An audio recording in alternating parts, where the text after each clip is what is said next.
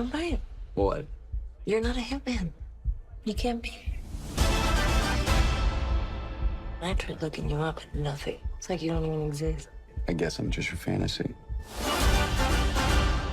So what's the biggest difference between the real you and your occupation?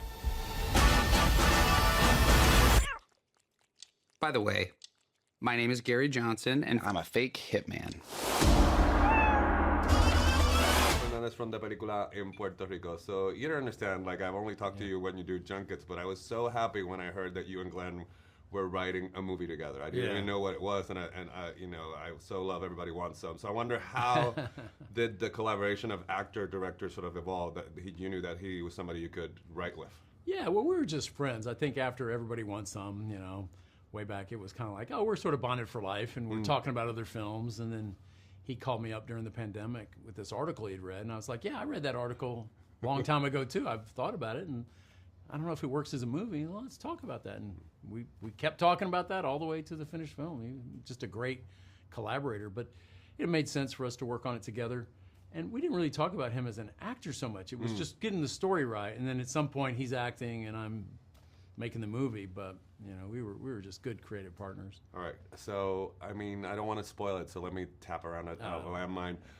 Sort of, if I feel like it has noir twists, but it has sort of a very sunny deconstruction of the genre. Did you have fun that in the screenwriting phase, and then how did that translate when you got to directing that part of the movie? Yeah, well, I haven't I haven't really made much of a sexy thrillers. Haven't been my genre. I don't know if that's even a genre, but it's definitely noirish.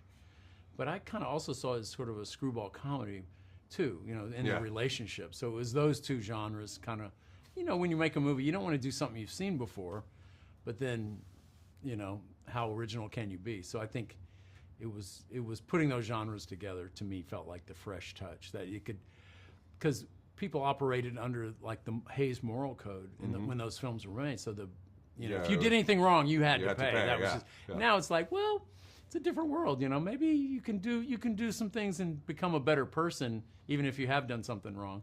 It's we live in a slightly different moral universe, and you know, film can take you, kind of make you toss your moral compass if you're pulling for these people and they're good, and the people who got whacked aren't maybe that good of people to begin with. You don't mind so much. So. But talk about Audrey, because I mean, her character is sort of so enigmatic.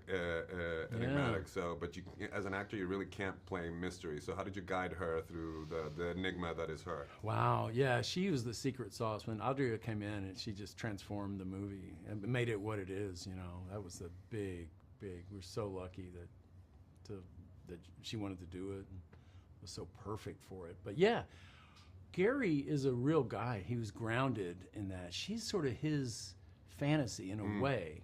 And you see her 100% through his perspective. So she's an enigma from the very beginning. You don't really know why she's talking about this. So she's very mysterious.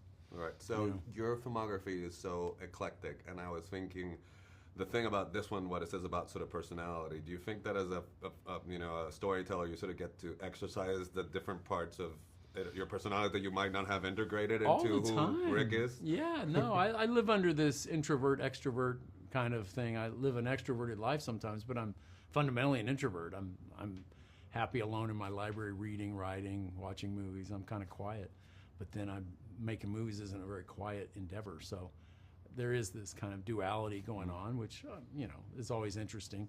So this was a portrait of an introvert who becomes an extrovert, a dispassionate person who becomes very passionate and has to, deal with that passion. So, it's a little something in life there for all of us. So how difficult was making Glen Powell nerdy? Because I teach, so the nerdy professor thing, I got it down naturally. Yeah, but when he starts, I'm like, I was very hesitant, but he makes it work. So he does, because he's really smart. You buy him as a college instructor. I'd buy it. The glasses maybe help. That's funny.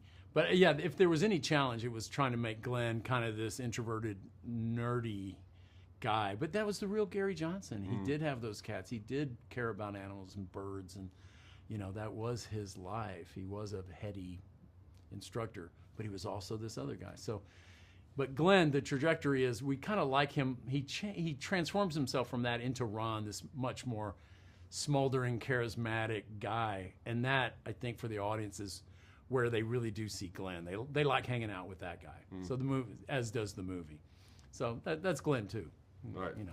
All right, sir. My time is up. The movie's Oh. fantastic. All right. Oh, Pleasure talking to you. yeah, really great talking to you.